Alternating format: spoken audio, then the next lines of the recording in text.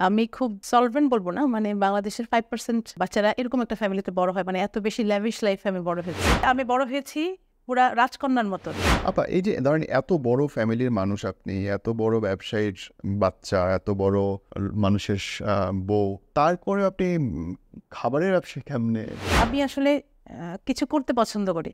মানে আছে না চুপচাপ বসে থাকাটা আমার আসলে ভালো লাগে না। আমার কিছু রেসিপি আছে যে আপনি টেস্ট করলে যেই খাচ্ছেন সবাই সেমই বলছেন, কোথাও পাবেন না।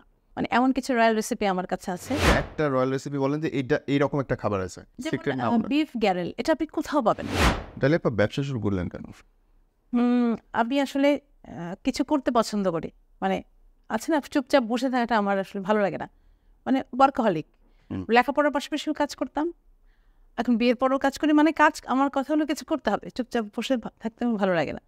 ওই মানে বিয়ের আগেও কাজ করতেন আপনি? হ্যাঁ, মানে বিয়ের আগে স্কুলে টিচার ছিলাম, অক্সফোর্ড ইন্টারন্যাশনালে। সেটা হলো যে আমি যখন এইচএসসি পরীক্ষা দিলাম, তো তারপরেই ওই যে কিছুদিন গ্যাপ, তো বসে থাকা যাবে না, কী করা যাবে, স্কুলে জয়েন করলাম। তো এইচএসসিতে আমি ঢাকা বোর্ডে 4th স্ট্যান্ড করি। তারপরে ঢাকা ইউনিভার্সিটিতে ভর্তি হই। তখন আবার জব ছেড়ে দিই ইউনিভার্সিটি যখন পড়ি। কিন্তু কাজ করি, কিছু না কিছু করতে থাকি। আপা এই যে লাইফ জার্নিটা আপনার, কখন এরকম হয় না যে খুব ভেঙে পড়ছেন, খুব হতাশ লাগছে?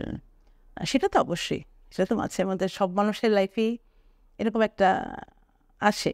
আমি খুব মানে সলভেন্ট বলবো না। মানে বাংলাদেশের 5% লোক বা বাচ্চারা এরকম একটা ফ্যামিলিতে বড় হয়। মানে এত বেশি ল্যাভিশ লাইফে আমি বড় হয়েছি, অনেক বেশি ল্যাভিশ লাইফে বড় হয়েছি। খুলনাতে বড় হয়েছি, যদিও আমি খুলনাতে বিশাল 3 বিঘার বাংলোতে থাকতাম। আমার আব্বা ছিলেন শিপিং কোম্পানির মালিক। সো প্রচুর ল্যাভিশ লাইফের মধ্যে বড় হই আমি। তো ওখান থেকে এসএসসি, আমি একটা ইটালিয়ান কনভেন্ট স্কুলে পড়তাম। এসএসসি পাস করলাম ওখান থেকে। তারপর ঢাকায় এসে ভর্তি হলাম লালমাটিয়া কলেজে। তো ওখান থেকে এইচএসসি করলাম। আপা এই যে ধরেন এত বড় ফ্যামিলির মানুষ আপনি, এত বড় ব্যবসায়ীর বাচ্চা, এত বড় মানুষের বউ, তারপরে আপনি খাবারের ব্যবসা কেমনে? ও আচ্ছা, এখানেও আরেকটা কথা আছে কেন আসলাম।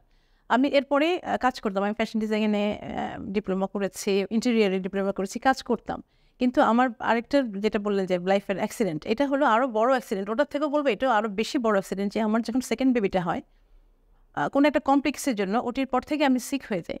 মানে প্রচণ্ড সিক, এবং এখনও সিক। কিন্তু আমি আপনার এখানে কেন ফ্রাইডেতে এসেছি, অন্যদিন কিন্তু আপনি বলেছিলেন আসতে, আমি আসিনি। আমি রাস্তায় বের হতে পারি না, আমার জ্যামে আমি সিক হয়ে যাই। মানে একটা আজব একটা অসুখ আমার। মানে এটা হলো সাম কাইন্ড অফ ফোবিয়া বলেন বা সামথিং, কিছু একটা আছে। আমি কোথাও বেশি লোকের মধ্যে গেলে আমি সিক হয়ে যাই, একদম সাফোকেটেড হয়ে হাত পা হয়ে যায়। যার জন্য আমার মুভমেন্টটা খুবই রেস্ট্রিক্টেড, আমি মুভ করতে পারি না। কিন্তু আমার ওই যে সমস্যা, যে কাজ করতে হবে, ঘরে থাকতে হলেও কাজ করতে হবে। এই ফোবিয়া আমি দূর করে দিতে পারবো।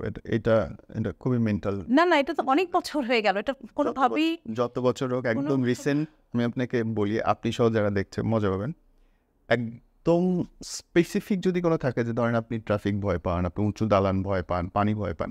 আমি ক্রাউডে গেলে সাফোকেটেড ফিল করি, ট্রাফিক জ্যামে, মানে স্টাক কোনো জায়গায় স্টাক, যেমন বিমান জার্নি করতে পারি না, সাফোকেট। মানে কোনো বদ্ধ জায়গায় গেলে আমি সাফোকেটেড ফিল হয়ে হাতটা ঠান্ডা হয়ে যায়, রেস্টলেস হয়ে যায়। সো এগুলোর এখন চিকিৎসা আছে, এবং এটা মানসিক চিকিৎসা, খুব সহজে এগুলো সারানো যায়। না, এত বছর তো ঠিক হয় নাই। আপনি ধরেন রোগ হয়েছে, আপনার জ্বর, আপনি খাইলেন হাঁচির ওষুধ, তাহলে তো হবে না। তাহলে ঠিক আছে, ঠিক এনিওয়ে, আছে। আফটার দ্যাট তো এটাই আর কি, আমার যেহেতু মুভমেন্ট সমস্যা, আমি ঘর থেকে বের হতে পারি না, কোথাও যেতে পারি না, যার জন্য আমি হোমমেড ফুডটা করি। আর ফুডটা হয় কি, আমি বলি আমার রেসিপিগুলো যেটা একটু ডিফারেন্ট কেন, আমার যেখানে বিয়ে হয়েছিল প্রথমে, ওনারা একটা জমিদার ফ্যামিলি, 400 বছরের পুরনো, যে বিশাল জমিদার ফ্যামিলি। মানে ওনাদের ওখানে ওনাদের বাড়ির সামনে দিয়ে হাঁটাও জুতা পরে নিষেধ, মানে এরকম একটা খুব নাম করা একটা ফ্যামিলির ছেলের সাথে। তো ওনাদের রয়্যাল রেসিপিগুলো আমার শাশুড়ির কাছ থেকে আমি শিখেছি। মানে আসলেই রয়্যাল, এটা আমি এখনো পর্যন্ত কোথাও পাইনি এবং খাইনি।